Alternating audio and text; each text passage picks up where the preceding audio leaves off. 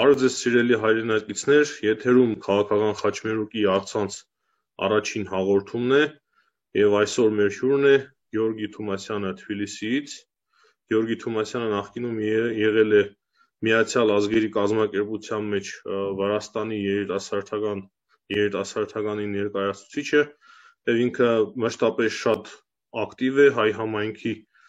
տարբեր հարցերում, ինչպես նաեւ սոցիալական ցանցերում հետաքրքիր շատ մտքեր է արտահայտում եւ այս առնչությամբ մենք այսօր զրուցելու ենք նրա հետ հենց Արցախում տեղի ունեցած դեպքերի շուրջ։ Բոլորս գիտենք, որ Արցախում պատերազմ էր 43-44 օր տևած եւ այդ դաժան շատ ծանր պատերազմի արդյունքում մի հատ հայտարարություն է ստորագրվել, որը որ ամբողջ հայ ազգի համար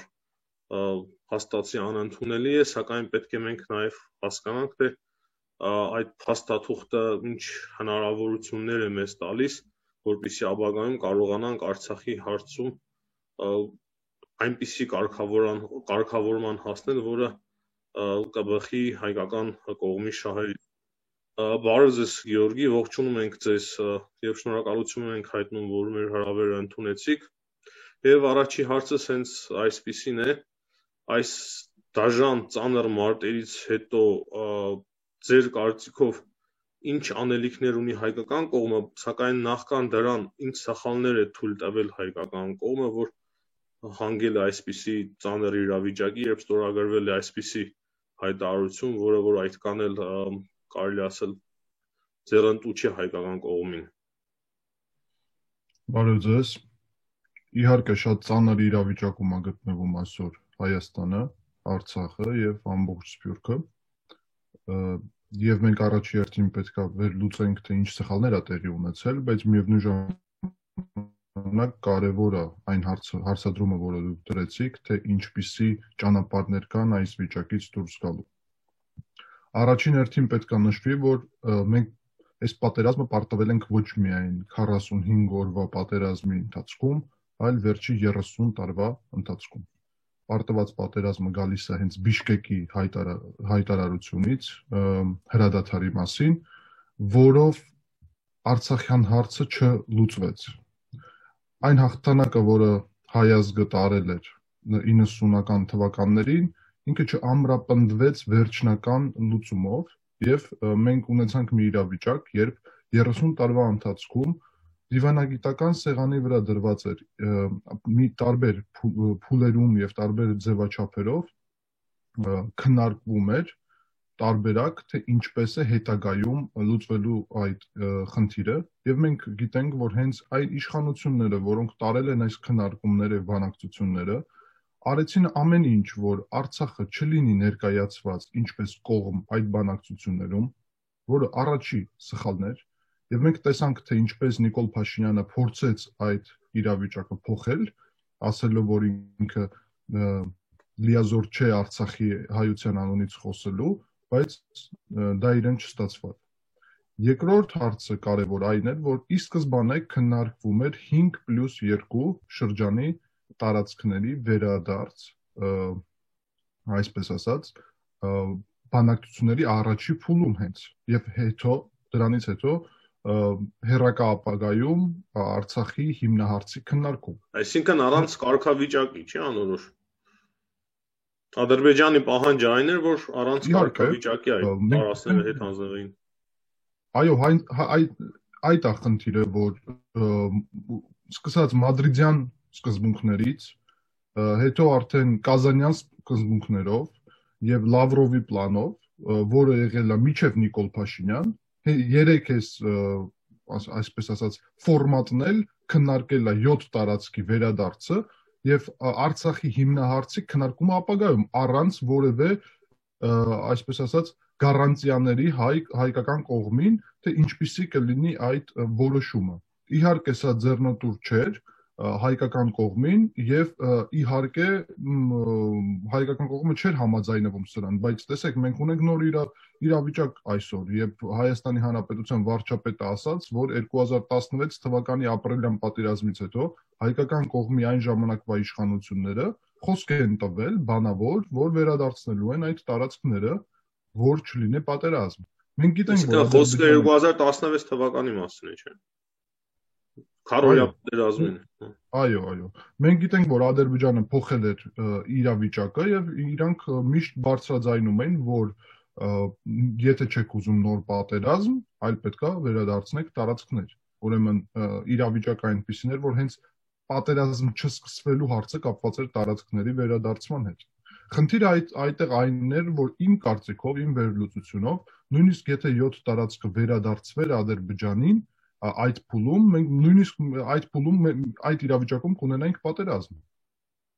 Եվ այդ պատերազմը կավարտվեր ոչ 45 օրում, այլ ավելի շուտ, երևի մի քանի օրում տեղի ունեցած։ Այսինքն ամեն դեպքում պատերազմը անխուսափելի էր ձեր կարծիքով։ Իմ կարծիքով այո, որովհետև այդ պատերազմը գալիս է ոչ թե Բաքվից, այլ Անկարայից։ Այդ պատերազմը գալիս է այն ծրագրից, որը ունի Էրդոգանը, պանթուրքական նոր նեո-օսմանական գաղափարներից, եւ այդ ծրագրի միայն մի փոքր մասն է Ալիևը եւ Ադրբեջանի Թուրքիա դառնալը, եւ մենք կարանք հստակ ասել, որ այսօր չկա էլ Ադրբեջան, այսօր կա Թուրքիա եւ մյուս Թուրքիա։ Եվ ամենագլխավոր փաստը, որը իրականություն դարձավ այս պատերազմից հետո այն է, որ Ադրբեջան պետությունը, այդպես կոչված անկախությունը այդ պետության այսօր ուղղակի ցնդել է, հոդս ցնդել է, չկա այդպիսի պետություն։ Եվ իրավիճակը այն է, որ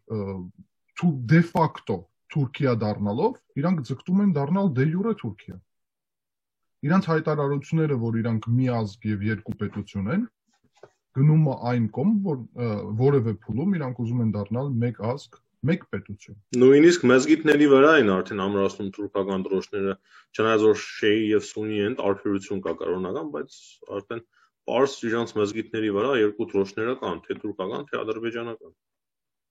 Այո, եւ այդ շատ հստակ երևաց բոլոր վերլուծական կենտրոնների համար եւ մեդիայի համար, որ Թուրքիան փաստորեն հայ ազգը կարելի է հստակ ասել եւ հայոց բանակը պատերազմ է վարել առաջի հերթին հենց թուրքական բանակի հետ եւ իհարկե մենք չենք ունեցել այն հնարավորությունը, որ պաշտպանվենք այդ հսկայական ուժի դեմ, որի անունն է Թուրքիա։ Եվ դա հասկանալի է, որովհետև մեր հնարավորությունները սահմանափակ են։ Բայց միևնույն ժամանակ ես ուզում եմ փոխեմ այս ռիտորիկան, որ մենք չենք կարող իբրև պաշտպանվել, նկատի ունեմ Հայաստանը եւ Արցախը, այս դեպքում եւ Սփյուռքն էլ ոնց որ գլխավոր աջակից այս process-ի, որ ցավոք սրտի վերջի 30 տարվա ընթացքում մենք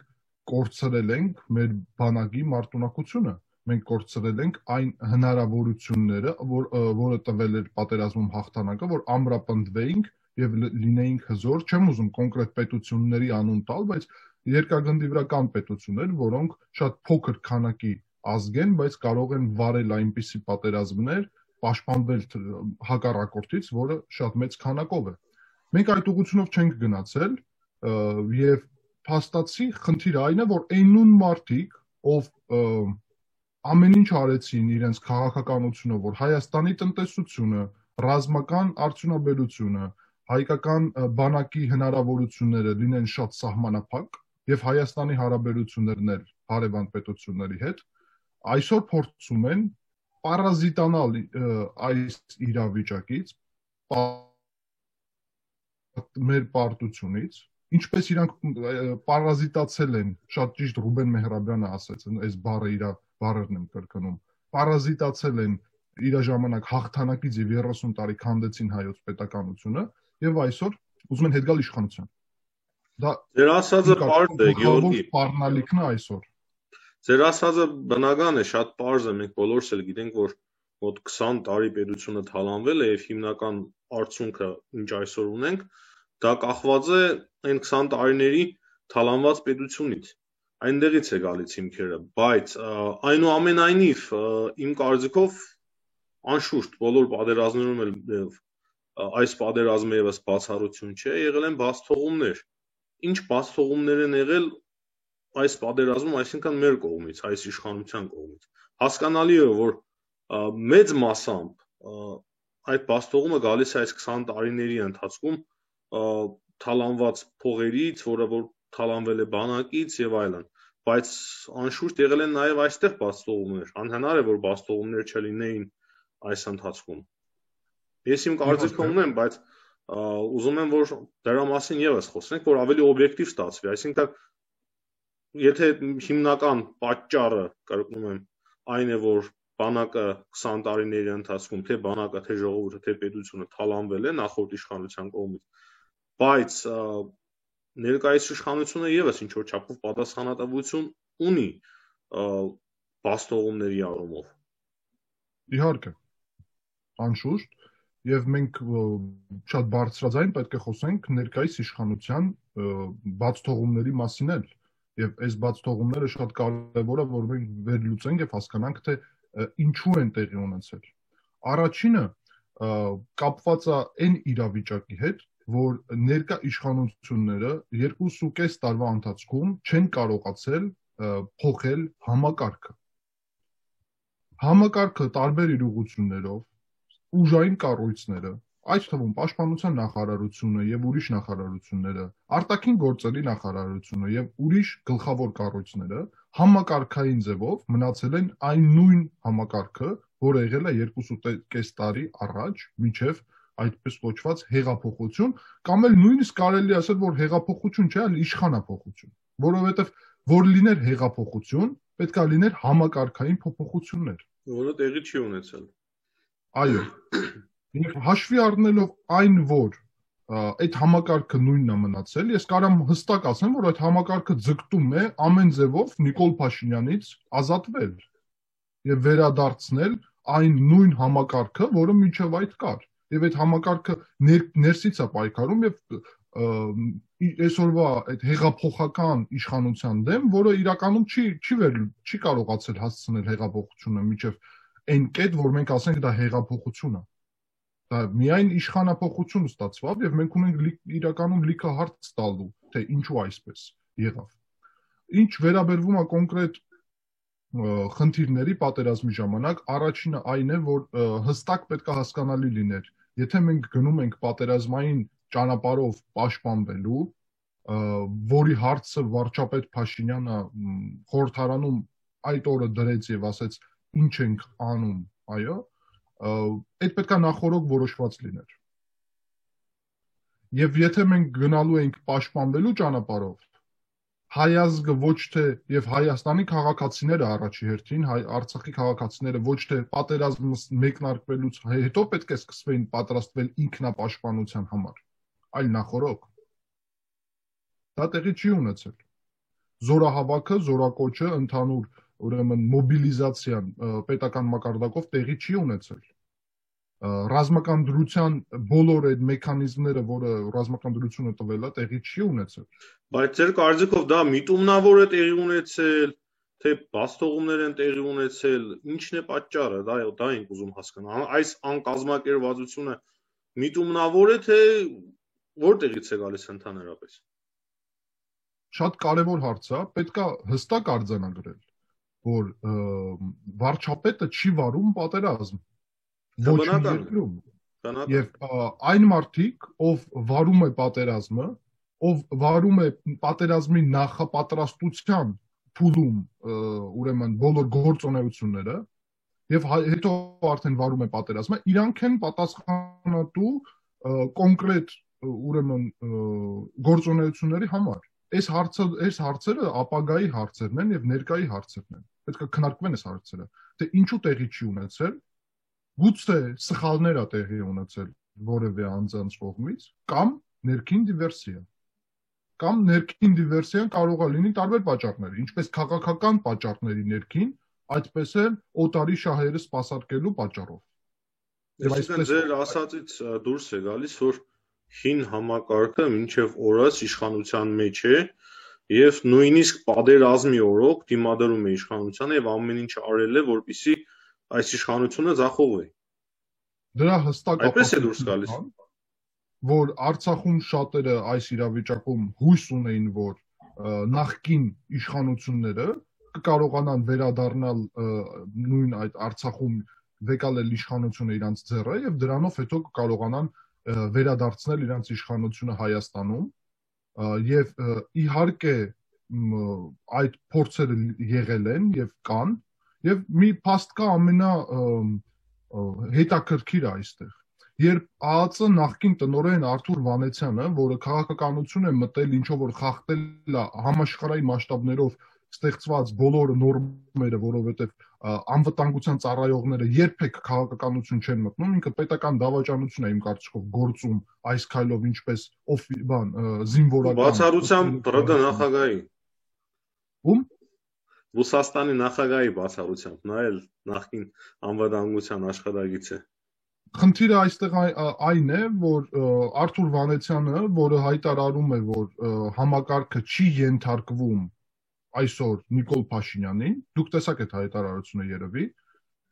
շատ մեծ հարց է առաջանում։ Բա ում է ենթարկվում համակարգը։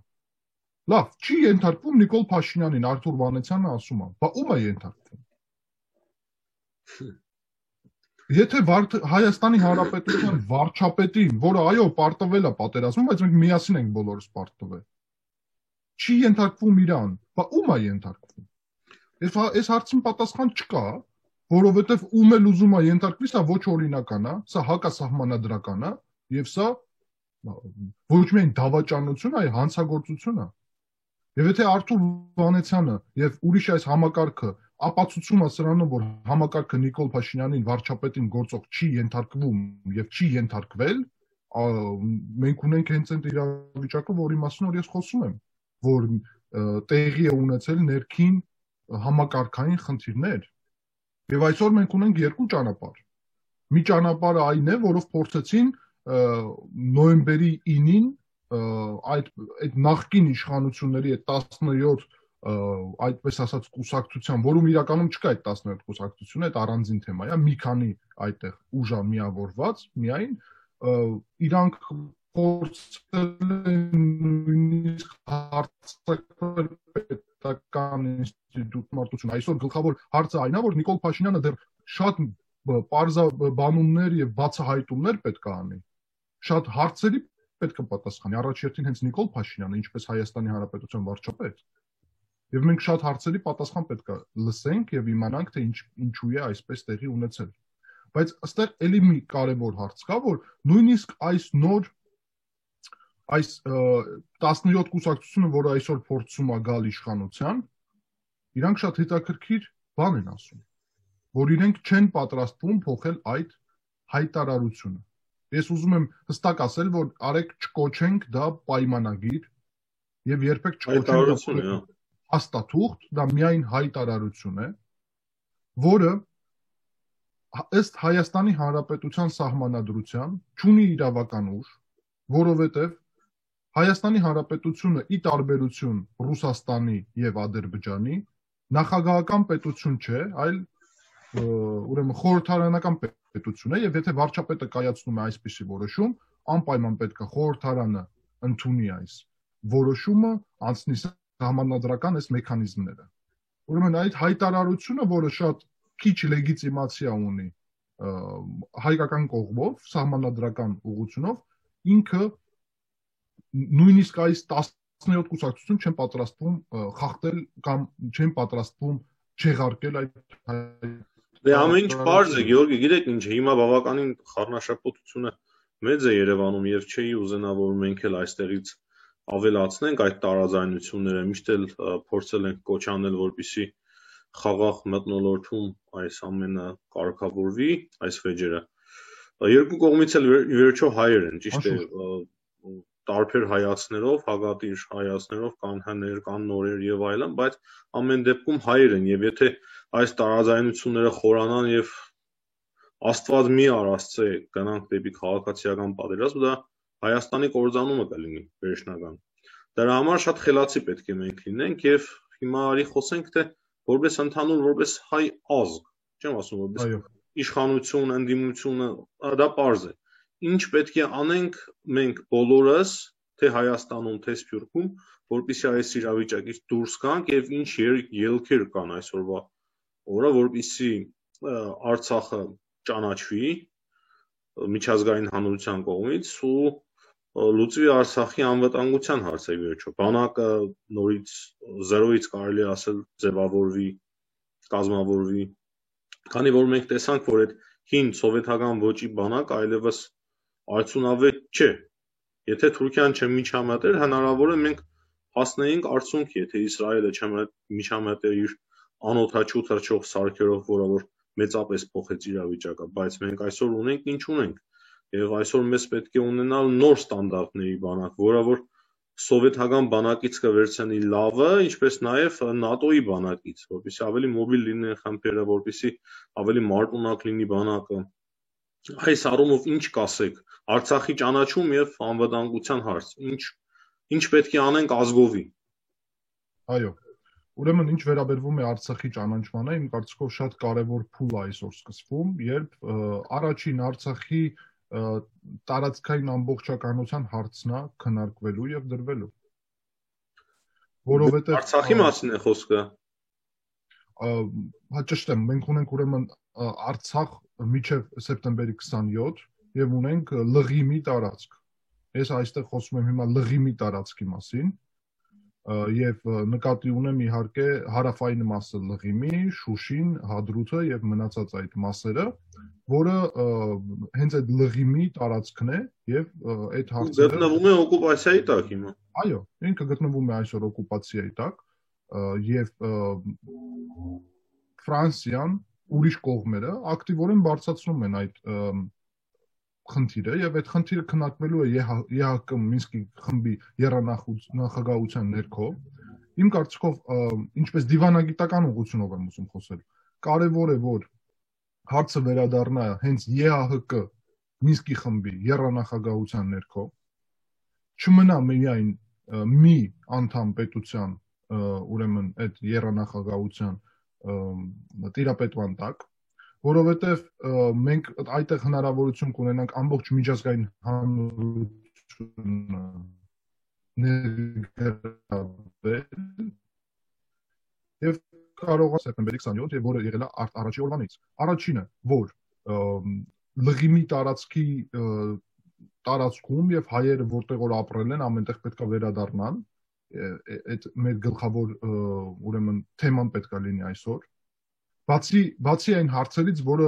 շատ կարևոր է, մեր գերիների հարցը պակաս կարևոր չի եւ առաջի կարևորությունը հենց գերիների հարցն է, բայց ես նկատի ունեմ արդեն ուրեմն հակամարտության քաղաքական լուծումը, երկրորդը ստատուսը, ուրեմն իրավիճակը, կարգավիճակը այդ տարածքների եւ իհարկե մենք տեսանք, որ Ֆրանսիան, ոնց որ ԵՀԿ Մինսկի խմբի համանախագահ պետություն, իր քաղաքական մակարդակով ուրեմն ճանաչեց Արցախի անկախությունը։ Մենք պետք է գնանք հենց Արցախի անկախությունը։ Խորհրդարանը եւ Սենատը եւ խորհուրդ տվեց իշխանություններին հետևել իրենց օրինակին։ Այո։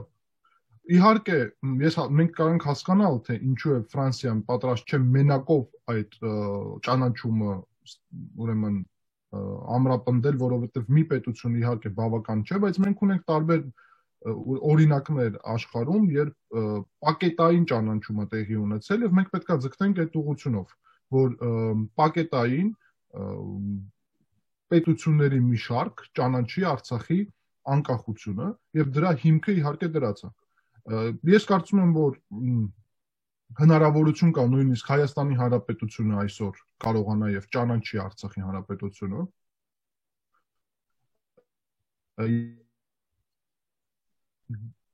Այդ իրավիճակում մենք պետք է հստակ արձանագրենք, որ այսօր էլ ռազմական սցենարը ինքը զուտ սահմանափակ է, որովհետև Հայաստանի Հանրապետության վրա հարձակումը արդեն տեղի կունենա մի ուրիշ միջավայրում, իսկ Արցախի Հանրապետությունը ինքը այսօր գտնվում է գուցե շատ թույլ եւ շատ մեծ կորուստներով, բայց փաստացի այսպիսի մի էություն կամ ավելի ճիշտ ասենք, այսպիսի մի ուժ կամ պետություն, ինչպիսին է Արցախը այսօր, ինքը գոյություն ունի։ Եվ սա փաստ է, որը Ադրբեջանը նույնիսկ Ադրբեջանը չհամարձակվեց գրոհել Ստեփանակերտի վրա, Իրան ինչ որ մի ուժ կանգնեցուց, չէ՞, դա էլ փաստ է։ Այո, եւ փաստացի կարելի ասել, որ սա Ադրբեջանի կողմի միանշանակ հաղթանակ չէ, եւ սա հայկական կողմի միանշանակ պարտություն չէ։ Դա բնական է։ Որովհետեւ այսօր այնտեղ կա էլի Արցախի հանրապետություն եւ կա այդ հանրապետության համար ուրեմն անհրաժեշտ ինստիտուտներ եւ կա հնարավորություն, որ այդ հանրապետությունը լինի ճանաչված։ Գյորգի, ավարտելով այս հարցը, քո կարծիքով Ռուսաստանի դիրքորոշումը ինչպիսի կլինի այս առնչությամբ, ԱՄՆ-ի դիրքորոշումը։ Ինչ կապված է ԱՄՆ-ի դիրքորոշման հետ, ես կարծում եմ, որ մենք պետք է սպասենք Ջո Բայդենի նախագահ դառնալուն եւ կարծում եմ, որ ԱՄՆ-ն շատ ակտիվորեն կսկսի մասնակցել ԵԱՀԿ Մինսկի խմբի եռանախագահության ներքո այս բանակցություններից։ Բանակցությունները նոր են սկսվելու եւ բանակցություններում շատ թույլ դիրքեր կունենա Ադրբեջանը։ Մենք պետք է հասկանանք, որ այս իրավիճակում պահպանելա պետք այն, որ Հայաստանի Հանրապետությունը ինքը ժողովրդավարական պետություն է։ Իսկ համեմատ Ադրբեջանի հետ, որը դիկտատուրա է եւ իհարկե աշխարհի համար այդ շատ կարեւոր է, որովհետեւ կայնում է հարց, թե ինչքան կարա հայ ժողովուրդը, փոքրամասնությունը այդ եթե ինքը մենք պատկերացնում ենք Ադրբեջանի կազմում, ինքը փոքրամասնություն է ստացվում, այդ ժողովուրդը լինել Ադրբեջանի մաս եւ իհարկե մենք ստանում ենք պատասխան, որ ոչ, դա հնարավոր չէ, որովհետեւ այդտեղ կարվում է բոլոր այն հարցերը, որ Ադրբեջանի դիկտատուրա պետությունը բացի դրանից ունի հայատյատական քաղաքականություն, որը շատ ակտիվացել է նաև Թուրքիայում, եւ մենք պետք է օգտագործենք բոլոր այդ հնարավորությունները։ Ֆրանսիան, դուք գիտեք, որ արգելեց ուրեմն գորշ գայլերին, աշխարհը գնում է դեպի նրա, որ հասկանա, թե ինչ սպառնալիքներ այսօր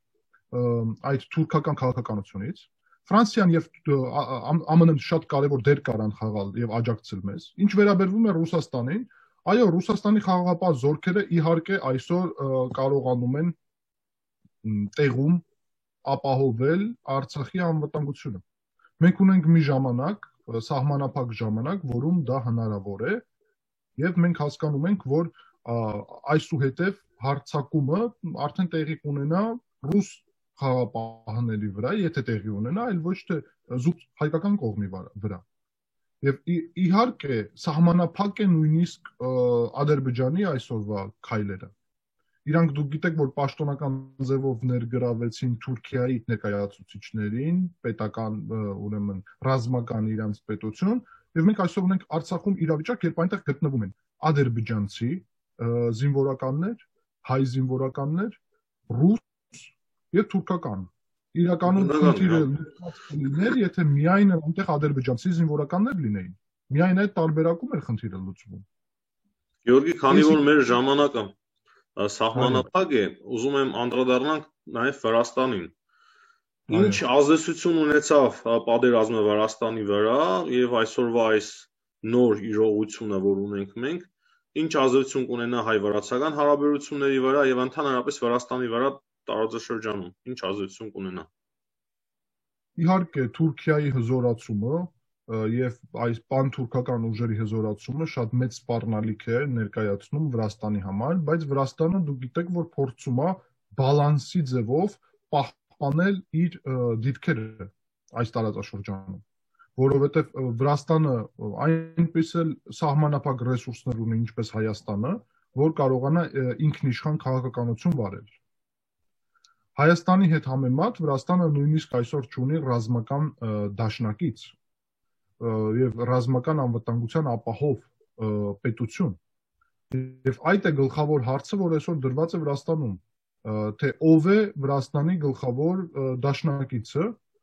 եւ իհարկե դուք գիտեք, որ Վրաստանը ձգտում է ամեն ձևով հենց Ամերիկայի Միացյալ Նահանգների հետ կնքի պայմանագիր կամ ստեղծի մի մթնոլորտ, որում ԱՄՆ-ն կվեկալի իր վրա այս պատասխանատվություն, որովհետև Վրաստանում հասկանում են եւ ինչքան գնալու է, դա ավելի շատ աճելու է հասկացողությունը, որ Թուրքիան եւ ԱՄՆ-ն եւ Եվրոպան իրանք արդեն այն մի կողմը չէ, որը անցյալում եղել է։ անցյալում այդ ամենը մի կողմ էր ՆԱՏՕ։ Այսօր իրանք տենում են Վրաստանում, որ ՆԱՏՕ-ում իրավիճակը փոխվում է եւ կիսվում է, ԱՄՆ-ն մի կողմ է կայնում, դուք տեսաք պետքարտուղար Պոմպեոյի հայտարարությունը, որ ԱՄՆ-ն պետքա դիմադրի Թուրքիային, այլ իրանք դաշնակիցներ չեն։ Եվ Վրաստանը իհարկե ընտրություն է կատարելու, թե ով է իր գլխավոր դաշնակիցը, ԱՄՆ-ն թե Թուրքիան, բայց այս իրավիճակում պետք է հասկանանք, որ Վրաստանը մաքսիմալ ձևով կփորձի Թուրքիայի հետ չլարի իր հարաբերությունները։ Այսինքն Վրաստանում գիտակցում են ամեն ինչ։ Վրաստանում կարելի ասել, որ գիտակցությունը կա, բայց նկատի ունեմ այսօրվա ստեղծված իրավիճակը։ Մենք տենում ենք տարբեր ընդդիմական ուժերի կողմից